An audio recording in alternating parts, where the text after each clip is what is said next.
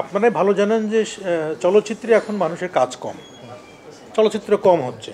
একটা কাজ কম থাকলে মানুষের তো একটা কাজ করতে হবে, তখন যদি ঝগড়া করেও ওটা সময় কাটে সেটা তো ভালো।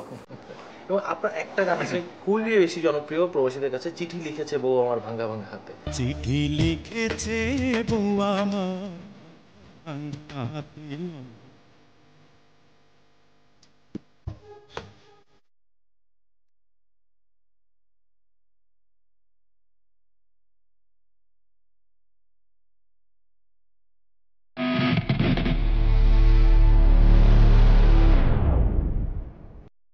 Hello everyone, welcome to news জি24। আমি রোমান আব্দুল্লাহ আছি আপনাদের সাথে, আর আমার সাথে আছে দেশ বরেণ্য সঙ্গীত শিল্পী মনির খান।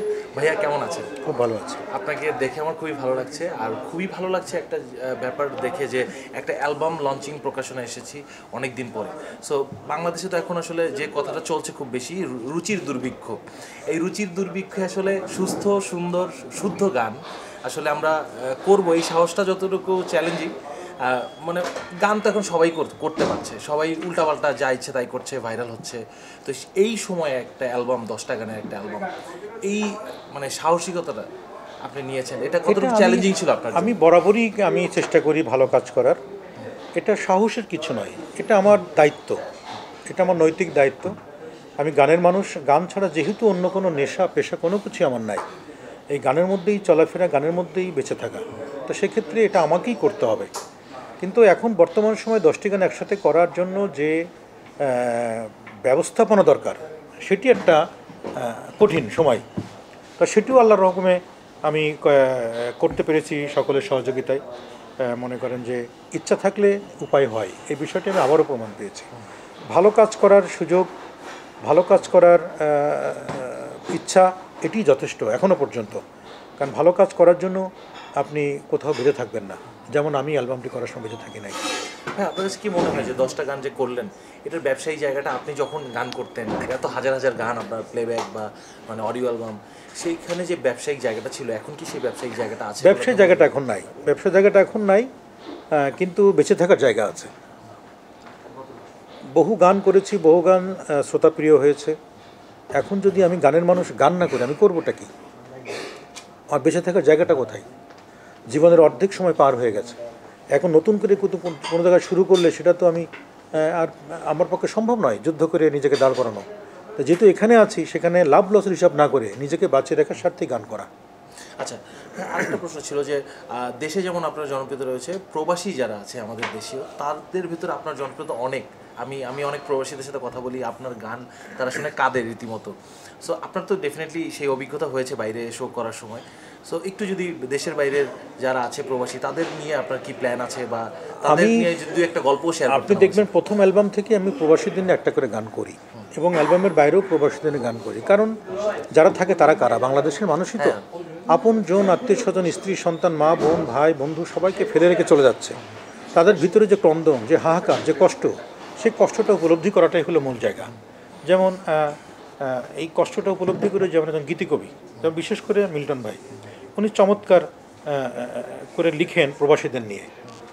উনি যেমন প্রবাসের প্রথম গান যে আমি করেছিলাম যে এক পলকের জন্য চোখের আড়াল হলে আমি, সেই চিন্তা থেকে শুরু করে লাস্ট আমরা করলাম লোহা তো নয় টাকা দিয়ে বানানো জেলখানা, প্রবাসীদের নিয়েই।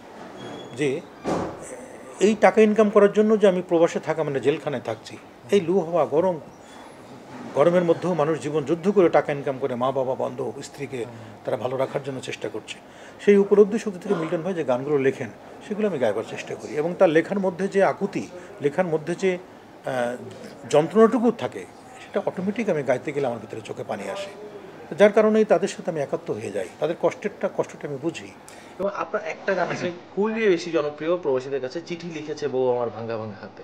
চিঠি লিখেছে বউ আমার ভাঙা ভাঙা।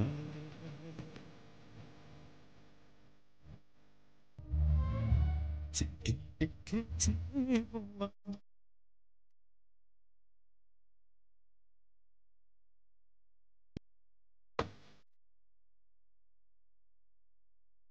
চিঠি লিখেছে। সো এই গানের গল্পটা যদি আমাদের সাথে একটু শেয়ার করেন। এখানে গল্প গীতিকার সাহেব লিখেছিলেন, আমাদের প্রয়াত আহমদ ইমতিয়াজ বুলবুল, উনি এখন নাই। কিন্তু এই জন্য আমি বলি যে সৃষ্টি এমন হতে হবে যে আজীবনকাল আপনাকে বাঁচিয়ে রাখবে। দেখেন তার কথা আপনি সৃষ্টি করছেন, সে কিন্তু বেঁচে নাই, তার কথা তুলছেন, কেন তুলছেন? তার সৃষ্টিটা অসাধারণ বলে। এই জন্য আমি সবসময় বলি যে সৃষ্টি এমন করো যে সকল সময়ের জন্য আধুনিক। আমি আজকের জন্য সৃষ্টি করলাম, কালকে সেটা শুনলো না, সেই সৃষ্টি আমার দরকার নাই। যে সৃষ্টি সমস্ত সময়ের জন্য, সর্বসময়ের জন্য কথা বলবে, সেই সৃষ্টি হতে হবে, তাহলে বেঁচে থাকবে। ভাই আপনি তো প্লেব্যাকে অসংখ্য গান করেছেন, সো প্লেব্যাকে এখন মানে সিনেমার যে অবস্থা আপনি তো দেখছেন নিশ্চয়ই, শিল্পী সমিতি বা শিল্পীরা আসলে সিনেমার থেকে রাজনীতি নিয়ে বেশি কথা বলছে। সো এই ব্যাপারটা আপনি কিভাবে দেখেন যে শিল্পীদের আসলে কি করা উচিত বা সিনেমাটাকে আরো সুন্দর করার জন্য কি করা দরকার? আপনারাই ভালো জানেন যে চলচ্চিত্রে এখন মানুষের কাজ কম, চলচ্চিত্র কম হচ্ছে। একটা কাজ কম থাকলে মানুষের তো একটা কাজ করতে হবে, তখন যদি ঝগড়া করে ওটা সময় কাটে সেটা তো ভালো। তো আপনার বক্তব্যের উদ্দেশ্যে যদি হ্যাঁ, সবাইকে অসংখ্য ধন্যবাদ।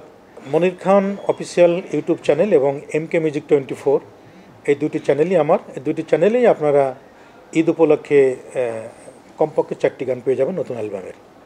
তারপর পরই আরও 4টি গান, এরকম 10টি গান মনে হয় 1 থেকে 1.5 মাসের মধ্যে আমরা আপলোড করব, পেয়ে যাবেন দ্রুত সময়ের মধ্যে। দোয়া করবেন আমার জন্য, আমাদের জন্য, দেশের জন্য, সকলে যেন ভালো থাকতে পারে। ধন্যবাদ।